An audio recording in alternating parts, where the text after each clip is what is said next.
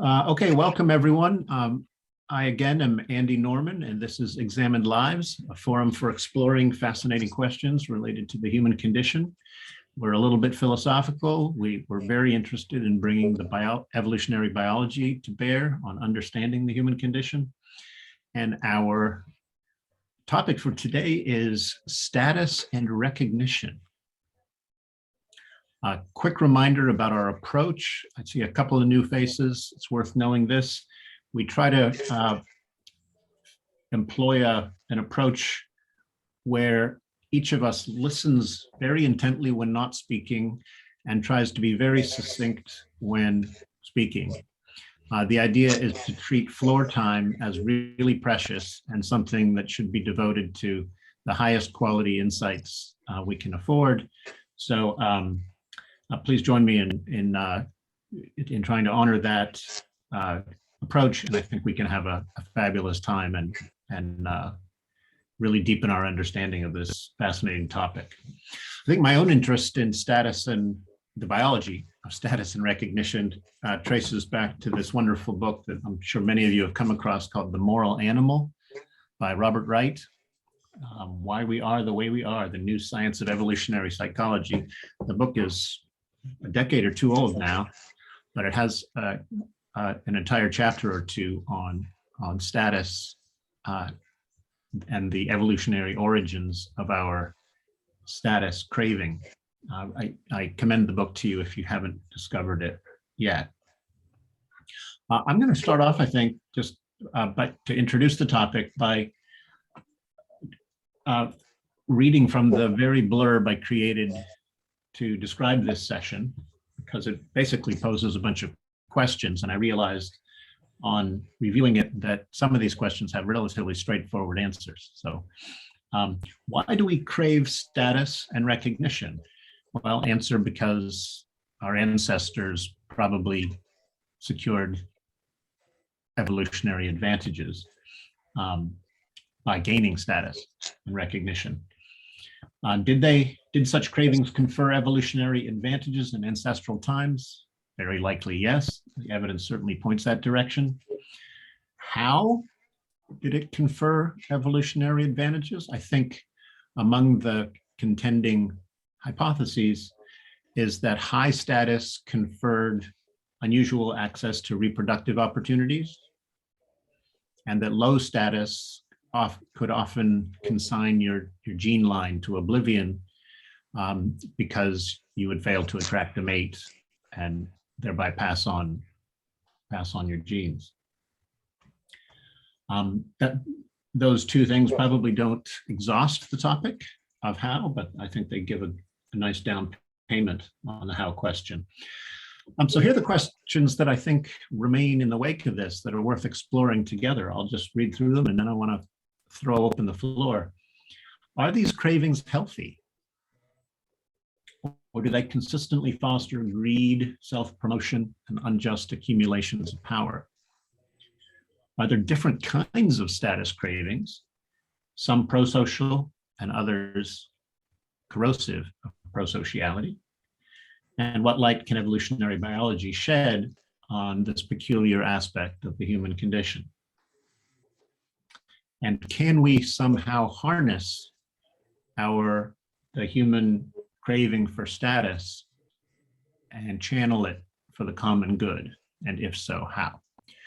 All right, we got a lot to think about here. I'd love to hear from you.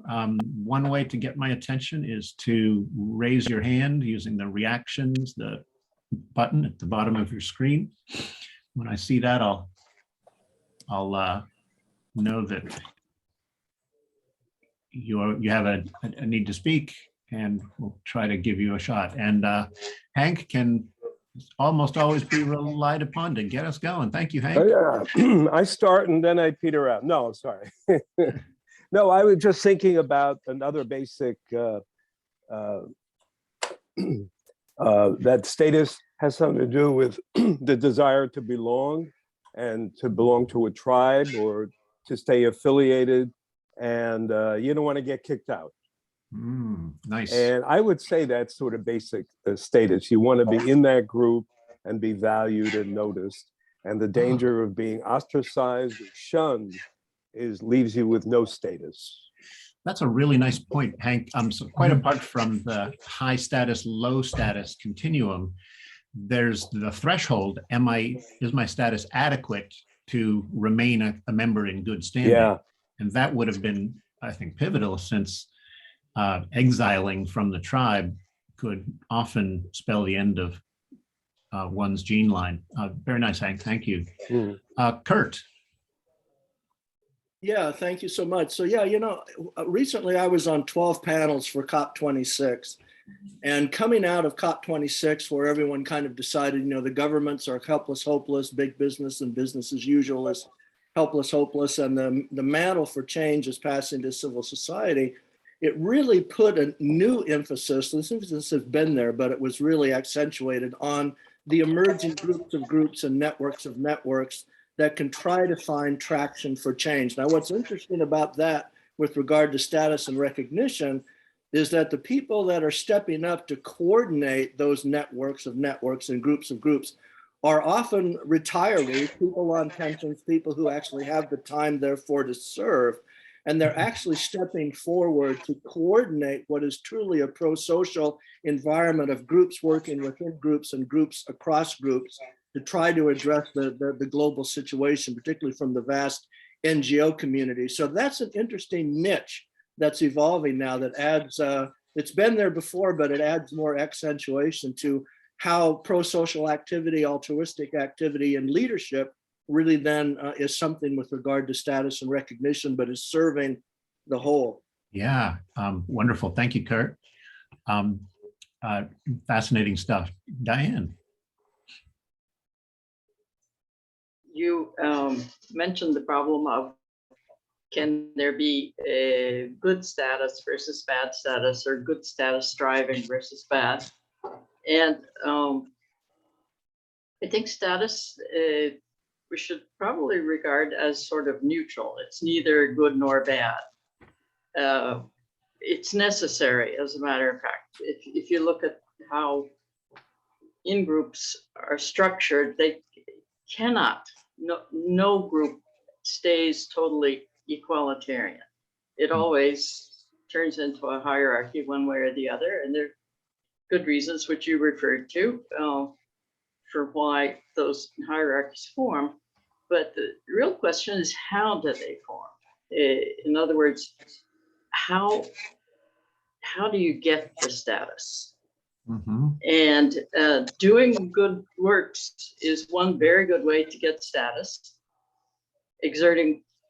Finding partners, coalitions, and so forth to exert power is another way, and that can go downhill pretty fast.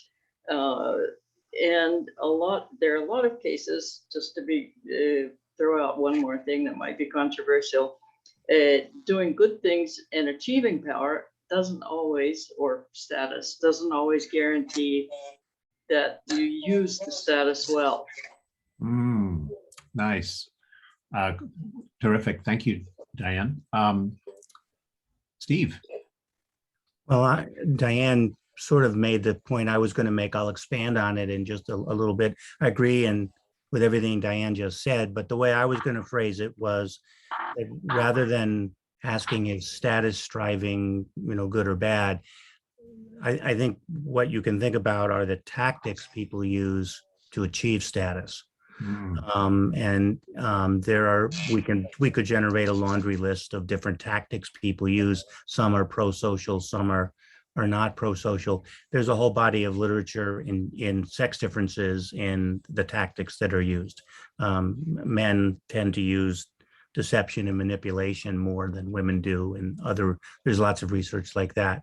So I think the way to reframe it a little more objectively and neutrally and less morally is, what tactics do people use?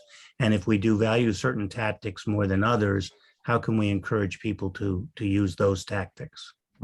So I'm hearing Diane and Steve say, we really shouldn't be talking about status craving as being just as a bad thing. For one thing, it's inescapable. Mhm. And for another thing, there are very healthy and pro-social ways to pursue status. So let's abandon the egalitarian hope that all status can somehow be magically, and all status seeking can somehow be magically removed with the wave of a wand, and instead think hard about the kind of ways in which we compete for status, and maybe we can create healthy competitions that bring out the best in us, and rather than the destructive competitions and tactics that so often harm people. Very nice. Thanks, guys. Vivek. Yeah, I just wanted to, from the perspective of bounded rationality, if we look into that aspect, when we speak about status, we think about individuals, what they think and how do they strategize their future, like that. But we could also look into the structure of the environment. The environment, in which context people are behaving in some direction. In some communities, there could be highly competitive environment might create corrosive status cravings. Maybe if environment is healthy and kind and environment, that environment might motivate people for pro-social status cravings. Yeah, thank you very much. Wonderful. Thank you. Rob, I'd like to hear from you. I do need you to unmute there. There we go. Yeah, I'm curious about the time dimension of status. There are certain kinds of social organizations where individuals can rise to a leadership position temporarily and go back. And it's, to me, that gives an opportunity for more people to emerge and can be more egalitarian. But I'm curious what this group thinks about that. Maybe all status should be term limited. Yes. Including the status in your knitting circle, where you're admired for your cross stitches. Your status in that hierarchy must be strictly term limited. I don't mean to make fun, Rob. I like your suggestion a lot. Jeremy, I must apologize. You've had your hand up for a while. I meant to get to you earlier, and then I lost track of you. Apologies. Yes, in a way, what I've said is very obvious, and I think has already been said. But when Hank was talking, I come back to his idea that status has something to do with not being thrown out of the group. And I think we need to sort of define status a bit more, because we seem to be talking about status as though it equates to leadership. But I wonder if we actually need to think about status. I suppose it just means standing. And if we think, going back to Vivek's point about the context and the environmental context, that status could almost equate to role, and that having a role, which may not necessarily be a leadership role, could, has been described, it could be a pro-social kind of post-retirement kind of role. It could be a supporting role. There's a famous little joke that we have in the UK about Margaret Thatcher. She had a kind of eminence grise.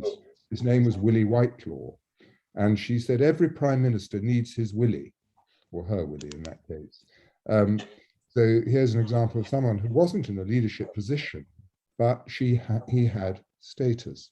So, and I think what we see in a kind of immiserated, very hierarchical, competitive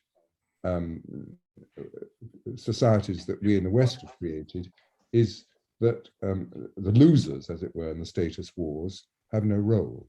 Mm-hmm. And if we are trying to develop a pro-social model, then we have to say, well, actually, we're a group species, and there are all kinds of different ways in which you can achieve status. That doesn't necessarily equate to leadership. Nice. Wow. Some really nice insights here. Ted, I'd like to hear your point of view. Well, I've been contemplating why it is that such a large number of Americans adore and wish to follow Donald Trump. And my hypothesis to explain that is that the human species has developed a a social strategy involving hierarchy, and that the way that hierarchies form in part is that individuals self-nominate, and that other members of the community look at the individuals who have self-nominated and consider them as candidates for leadership. That raises the question to follow or to oppose, and that the gene for the genes for those behaviors are part of the gene pool that we all share, and individuals influence the action of those genes through the process of epigenetics, where genes are either activated or not activated, or activated in various ways, and affecting behavior. And we have in Trump an individual who says, "I alone can fix it." And I think that has raised the question for many, many people, should they perhaps support that Trump or oppose them? Yeah. That gives rise to Trump's status and the divided hierarchical organization that we see in American culture. Wow. Thank you, Ted. I agree wholeheartedly that I think the whole Trump phenomenon, and perhaps this is echoed in the Boris Johnson or Brexit phenomenon to our overseas friends, there's some very disturbing truths about human status seeking that are laid bare in recent years by the Trump phenomenon, I think.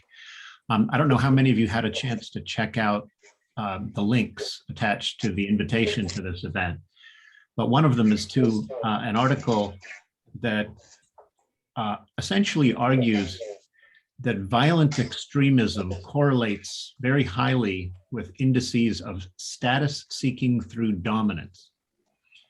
So, here's the kind of the picture the authors present. This is one by Peterson, Osmundson, and Barr, I believe. They basically say that in a society where there's high degree of inequality, many people will get disgusted with constructive prosocial ways of pursuing status and turn to status seeking through dominance instead. I think Donald Trump basically came out and just was a baldly dominance seeking politician in a world where many disaffected people felt starved for status and felt as though the only route back to status was to support a demagogic leader who would basically wield his dominance for his supporters. And that's why his open calls for aggression and political division, I think, struck a chord with some. And I think one of the takeaways from this research is that if a society doesn't tend carefully to the way in which it affords opportunities to gain status, if it doesn't afford constructive ways to do that, people will turn to antisocial ways of seeking status, often to the detriment of everyone concerned. Perhaps there are lessons here for how we should organize societies so as to keep people feeling like they belong and they're part of that they have a role in the social contract. Hank.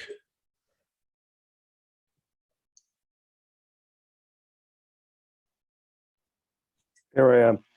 I guess if we think of status in the terms of context, context meaning the group that you belong to, the group you grew into, the group you aspired to, or the group that you don't want to be in, will determine how you pursue status. So if you're, let's say, an anti-vax group, you you want to dominate the discussion and get status about being an anti-vaxxer, and that would be sort of like a competition versus cooperation. So I want to get to my point that you can get status through, you know, dominance or cooperation or competition, or cooperation, depending on what the goals of the group are. Very nice. If you want to overthrow the government, you cooperate to. So who's the best overthrower? If you want to make a democracy, who's the best conciliator or something? Okay. Very, very nice. Cormac and Lucas, I see you coming, but Steve's been waiting for a little bit, so I'm going to let him jump in here. Well, it kind of follows along with what people have been saying. I think what I was going to say about 5 minutes ago, I'll just say it now, I guess. I think we were at some risk of kind of equating status with social dominance. And social dominance is a type of status, or it's a tactic of status seeking, but it's not the only one. One could also talk about what might be called social attention holding, which is the ability to perhaps in modern parlance be an influencer, which is not exactly the same as social dominance. And so that's why I think it was Rob a while ago talked about having term limits for status. That might make sense for social dominance type of status, but for example, if you talk about, I can think of few environments that are more status conscious than academia, with all the various formal rankings that people have. But if somebody is sort of an esteemed person in his or her field because of their competence and knowledge and accomplishments, I wouldn't think you would want to term limit that.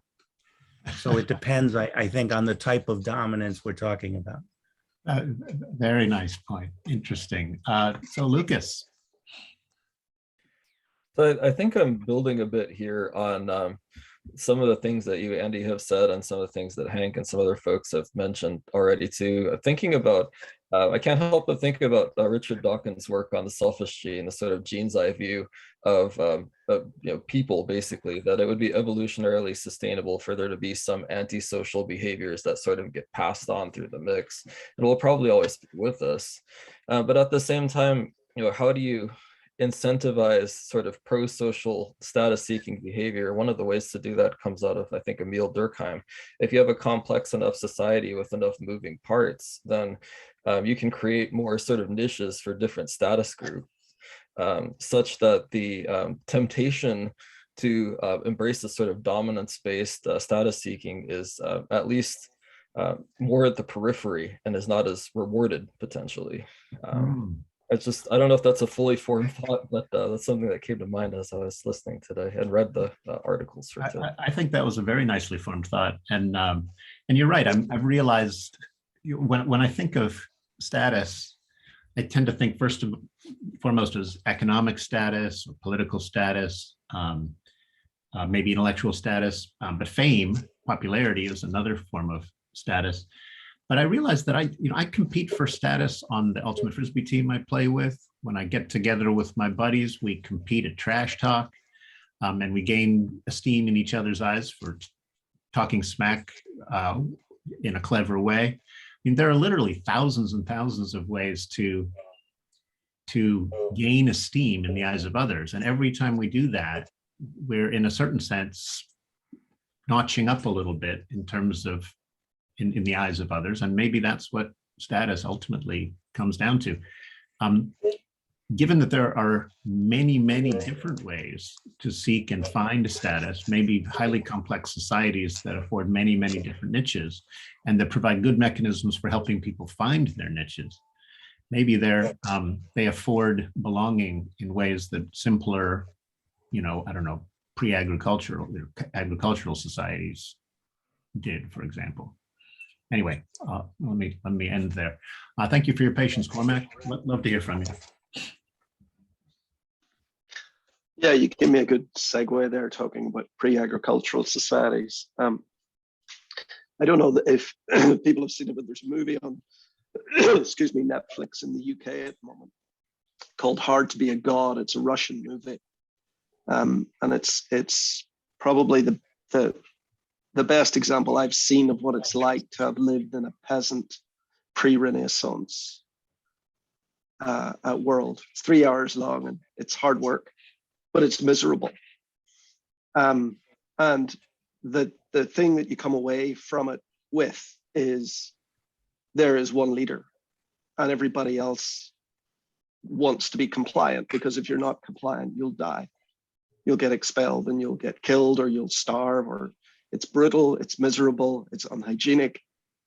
And to your first point about status emerging because it gives people greater reproductive possibility, the thing that you would take from that pre-industrial society is, yeah, it's great to have reproductive opportunity, but you only get that if you're alive. And you only get to be alive by being compliant.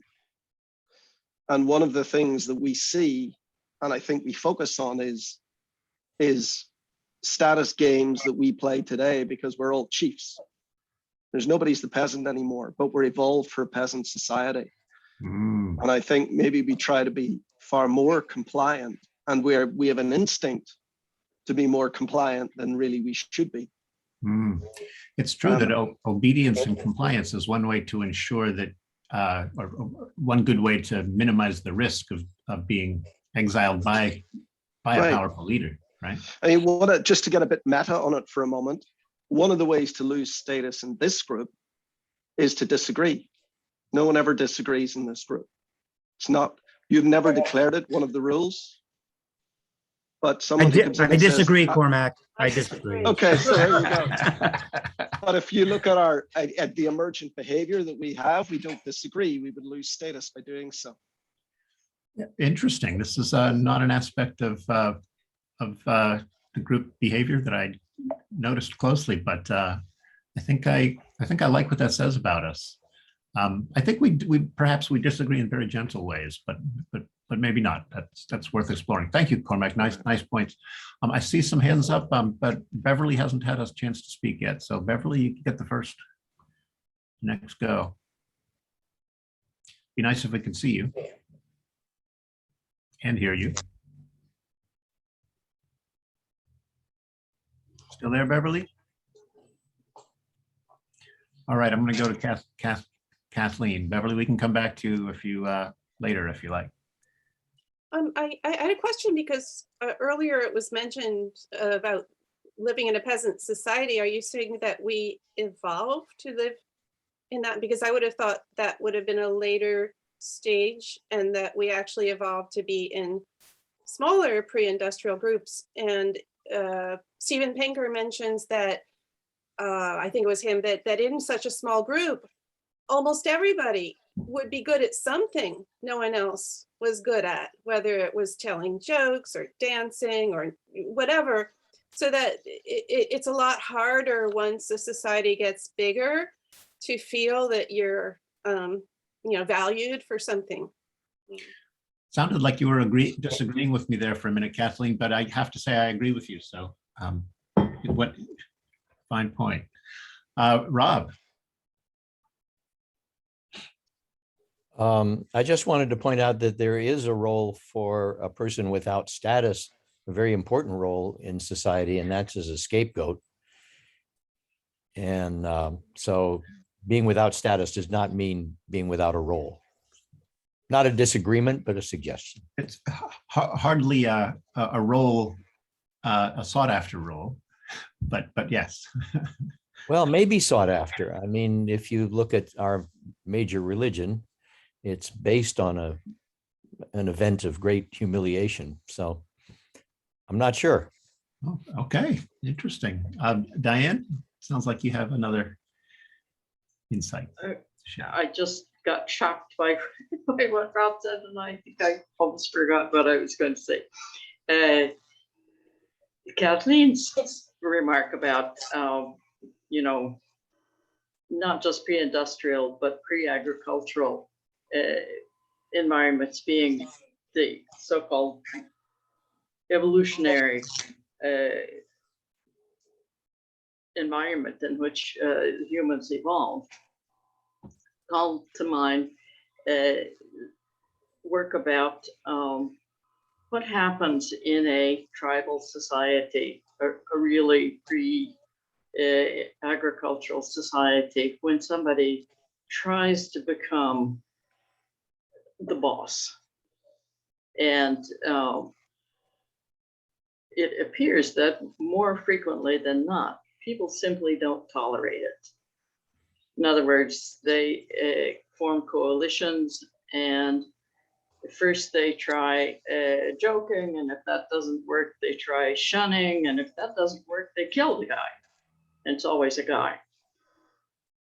I mean, there's a book called Hierarchy in the Forest that you might find interesting. That details this from an anthropological and also primate point of view. So the idea that people are somehow programmed to acquiesce or follow is at best one-sided, it seems to me. There is a great deal of struggle for status, whether it's in your Frisbee group or in this group or any other kind of group. But what happens when it turns into a real struggle? Somebody wins and somebody loses. But losers typically don't go all the way and fight it to the death.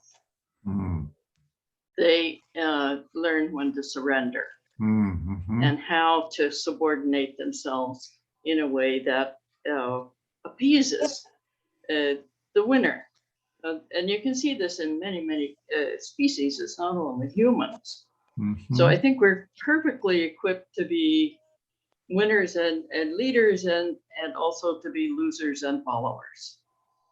Wow. That both sides are evolutionarily beneficial under certain circumstances. Yeah, I could imagine an algorithm like this doing really well in a competition for evolutionary legacy. If you can get high status, seek it and get it, and then cash in on its reproductive or other benefits. But if you can't get high status, then at least ensure that you've got that you're in decent standing, so that you can gain the benefits of belonging. Exactly. This is the serenity prayer, isn't it? Does everybody know the serenity prayer? Remind us. It's to change what you can and to accept that which you can't, and have the wisdom to know the difference. And so, yeah, this adjustment to the circumstances, the wisdom to know the difference. Nice. Very good. Beverly, I'm going to come back to you when I can see you, because then I'll know your desire that you're ready to go. First, Hank. Yeah, I wrote this in the chat, but if you think about survival in a family system, so as a psychotherapist, there's a kind of phenomenon where people cling to the scapegoat or victim position. So it's a perverse kind of low status seeking orientation in order to belong, but at great cost and sacrifice. So if we just look at our everyday behavior, and I think Diane talked about seeking low status in other situations, we can see it in, as therapists, many of us see it in everyday life. And it's a very difficult task to help somebody identify with that position and eliminate the clinging to that position. Mm-hmm. Nice. I'm going to pick up on Hank's mention of the chat line here to raise another question that Diane raised a little while back. She asks there, is there an ideal balance between equality and inequality? There's some fascinating work on this in philosophy. I mean, if you notice that two things about human societies, complete equality seems to eliminate any status-seeking motive to work harder. And complete and high levels of inequality often leave people so dispossessed that they no longer have incentive to continue playing by the rules, and they turn to crime and other antisocial behaviors. So arguably there's a point in the middle where there's a certain amount of inequality or a certain types of inequality that can bring out the best in people without bringing out the worst. The classic work on this is a work called A Theory of Justice by John Rawls, the late John Rawls from Harvard University. He has a beautifully elegant argument that we should allow the inequalities that benefit the least fortunate, but not allow the inequalities that don't. His demonstration of this conclusion is almost mathematically precise and beautiful, and it's I think a lovely answer to the question Diane posed in the chat here. Coming back to Vivek. I think culture, social system or ecological system, everything is cumulative. And I understand in hunter-gatherers, the population is very less when compared to agricultural communities. And then agricultural community population is lesser when it compared to industrial society. How many number of people with whom we are engaging with. So I think familiarity is not the only thing will reduce this corrosive status-seeking behavior. If we take familiarity as the or recognition as the thing which will reduce the corrosive behavior, then we could take the present family system itself as an example of hunter-gatherer kind of population type. We are engaging with our family. Many of our friends are engaging with their families. And sometimes the cause for corrosive status seeking itself is from family itself. At family, we know our family members very well, we trust each other. Even then, the root cause will start from the familiar person itself. So I think it's not the size of the population is not the causal agent. Multiple factors, many other factors are also contributing. And then the testosterone levels also, I think, contributing. Testosterone always attributed to the negative things. Testosterone, it seems, associated with positive prosocial behavior also, I think. That is second point I wanted to add. Thank you very much. Great. Thank you, Vivek. Jeremy. Yes, I really want to sort of support what Vivek is saying, because I think the environment and the context is absolutely vital. And you quoted, with stars in your eyes, the influence of John Rawls, but actually Michael Sandel, the Harvard political philosopher, has actually critiqued the Rawls approach, I think, in a very helpful way, by saying Rawls doesn't really, or he just ignores context. So Rawls has this idea that you remove the veil of ignorance, you can have you can choose any society you like, but you can't choose what role you're going to have in that society. And the example that Sandel gives, which I think is quite telling and quite relevant to our present discussion, our present world context, is that in a feudal society, if you're a peasant, at least you don't feel you failed. You're just assigned your role. You're assigned a low status. In our competitive so-called meritocracy, which isn't a meritocracy, but in our highly competitive society where status wars are zero-sum game. In other words, if you get status, fine, and if you don't have status, then you're a loser. And that's the sort of critique of the rules approach that I think Sandel does very, very persuasively, and kind of does to some extent explain, let's call it the Trump phenomenon, because in our highly hierarchical, so pseudo-meritocratic world, the losers, the people without college degrees, without credentials, are the ones who feel they've got nothing, they've got no status, and that then attracts them and makes them feel that they've failed, and therefore that attracts them to the demagogic leader. So all I'm really saying is to support Vivek's sort of insistence that I think gets a bit lost in this discussion on the context and the role of the environment. You just can't talk about status as though it's an entity or a reified phenomenon. You have to talk about status in a particular social context. Very nice. And I must say that my admiration for Rawls doesn't preclude the kind of amendment that Jeremy's making. I welcome that. Thank you. Steve. Just two comments. One is I think it's kind of ironic that Rawls and Sandel were on the faculty of the same philosophy department and had offices down the hall from each other, and essentially were competing for status between the two of them within the world of philosophy.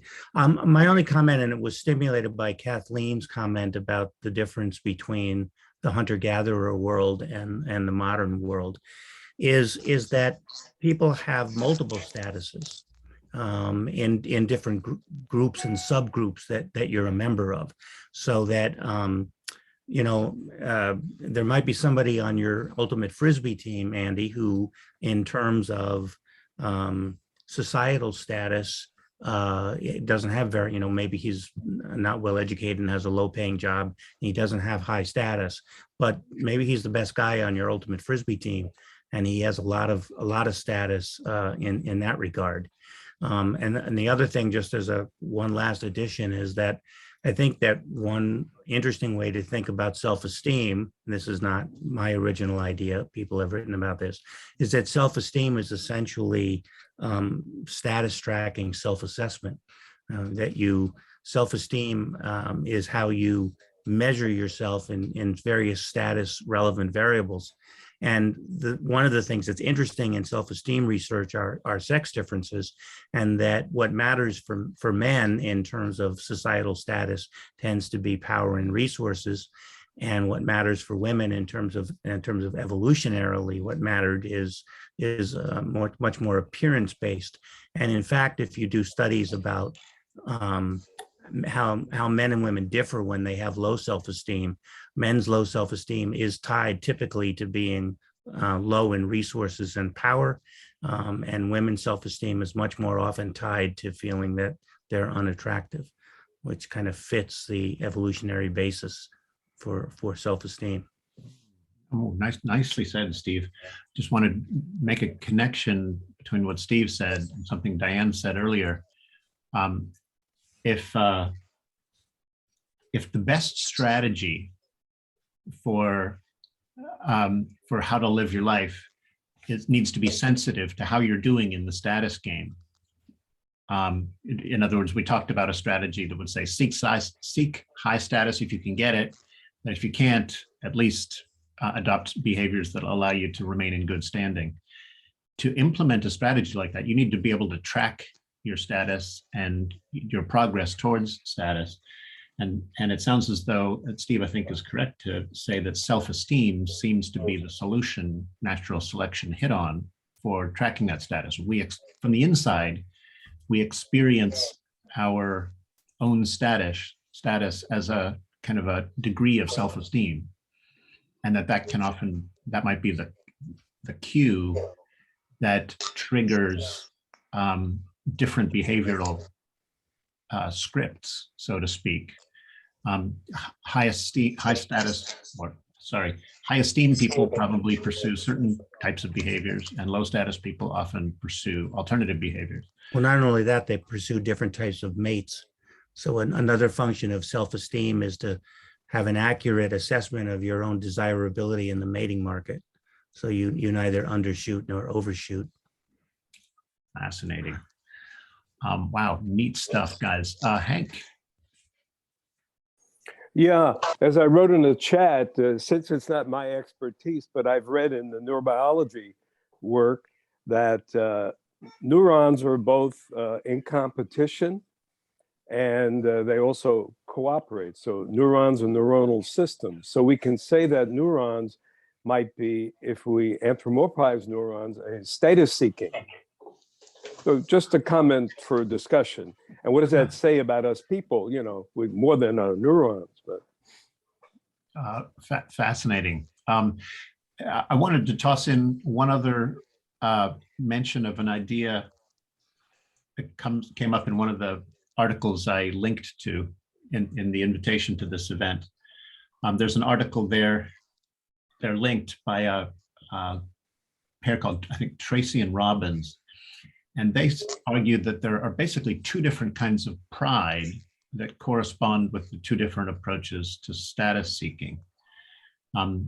They distinguish what they call hubristic pride, which seems to trigger coercion and dominance behaviors, which is one route to status, and what they call authentic pride, which is kind of like genuine self-esteem because of the service, because of the prestige you've gained by rendering service, prosocial services to your fellows. So on their account, we should be paying specially close attention to the kind of pride that drives us, because certain kinds of pride are ultimately dangerous to the common good, and other kinds of pride are quite good for the common good.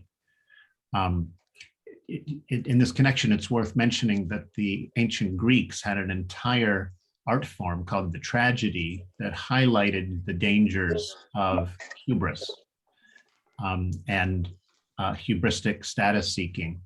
And they raised the art form of the tragedy to a very high level, in part to combat the kind of hubristic pride that often divides societies against themselves. It didn't keep Athens from falling, but it's an interesting strategy that squares well with what these contemporary researchers are saying about status and the different approaches people take to gaining it.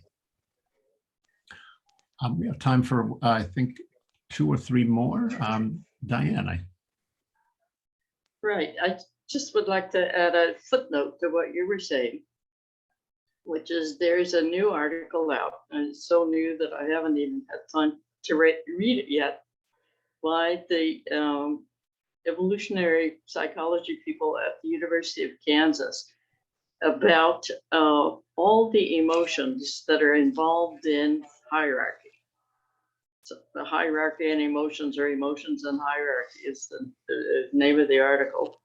And it's a very systematic investigation of both the emotions that motivate and respond to differences in hierarchical position. Diane does well to remind us that of an idea that I associate with Steven Pinker's work in The Better Angels of Our Nature. He talks about how understanding the emotions that drive us is absolutely critical to bringing out the best in people. And I think appreciate Diane's observation in that space. Okay, we're down to the last 5 or 6 minutes, and what we typically do at this point is vote on a topic for the following month. I've got a few potential topics in mind, which I'm happy to share. After I've gone through, say, 3 of them, I'm happy to take one additional topic suggestion from the floor, and then we'll vote together. So this is one suggested by Steve. Monogamy.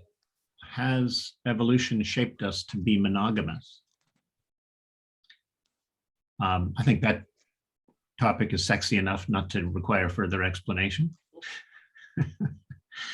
I assure you, there's no hidden agenda in my suggesting.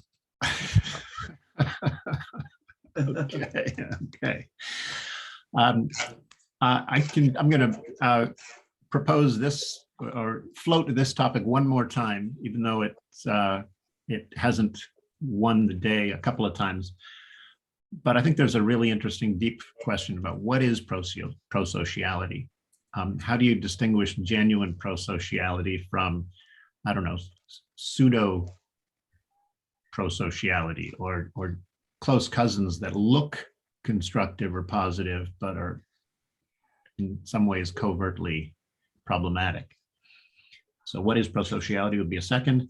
And here's one I've just come up with because I'm reading a fascinating book right now on the power of story, not just to change minds, but also to derange minds. So I'm going to give this topic the title, The Weaponization or Weaponizing of Stories.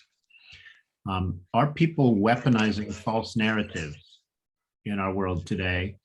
And what is it about stories, even false ones, that seem to move people so powerfully? And what do we do about people who are weaponizing stories to divide us or to gain power? So topic number 3 would be the weaponization of stories. Anyone else have a topic they'd like to propose?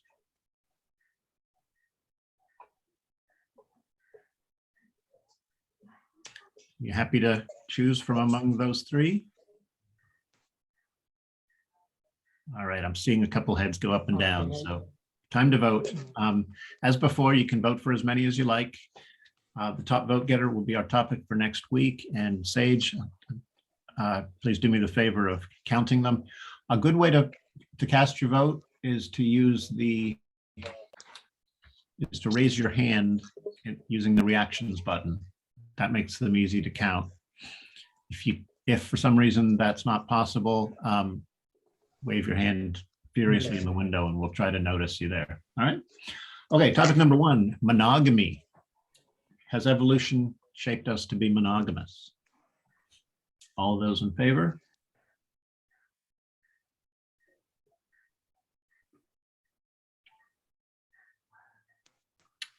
Okay, thank you all. Topic number 2, what is prosociality? How do we tell the real deal from the false article?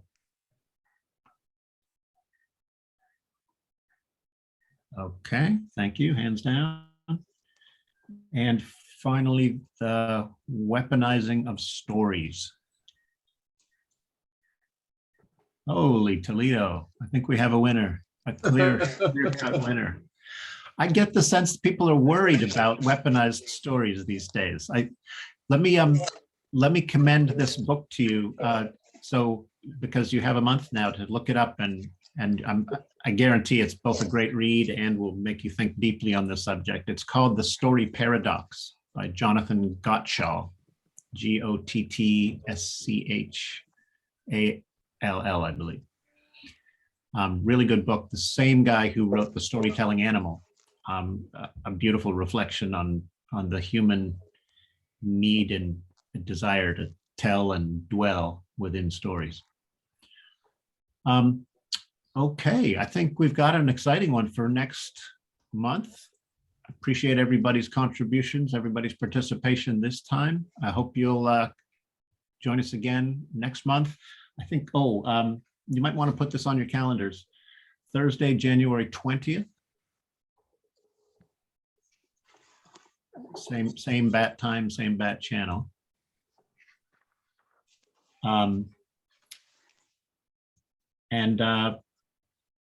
Bring a friend.